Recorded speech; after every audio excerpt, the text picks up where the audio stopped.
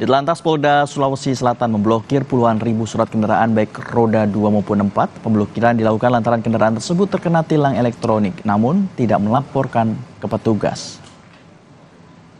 Ditlantas Polda Sulawesi Selatan memblokir 28.000 surat tanda nomor kendaraan alias STNK, baik roda 2 maupun roda 4. Pemblokiran dilakukan lantaran puluhan ribu kendaraan ini terkena tilang elektronik alias ETLE, namun tidak melapor pada petugas. Surat tanda nomor kendaraan yang diblokir merupakan kendaraan yang terkena sanksi tilang dalam kurun waktu 4 bulan terakhir. Para pengendara umum melanggar lalu lintas baik soal batas kecepatan hingga tak menggunakan helm. Baik, jadi untuk pemblokiran tentunya nanti memang pada saat kita berikan konfirmasi kepada masyarakat mungkin belum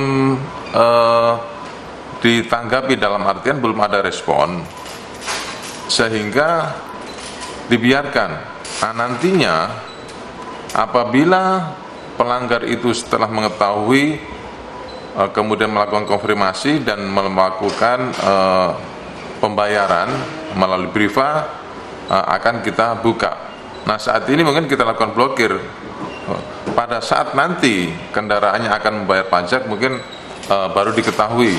Namun demikian tentunya masyarakat bisa langsung konfirmasi kepada petugas yang ada di sini, baik secara langsung di piket back office maupun front office, maupun melalui telepon nanti akan diberikan penjelasan.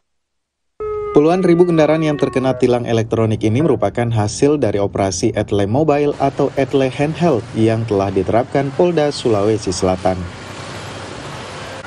Rama Pratama, Kompas TV Makassar, Sulawesi Selatan.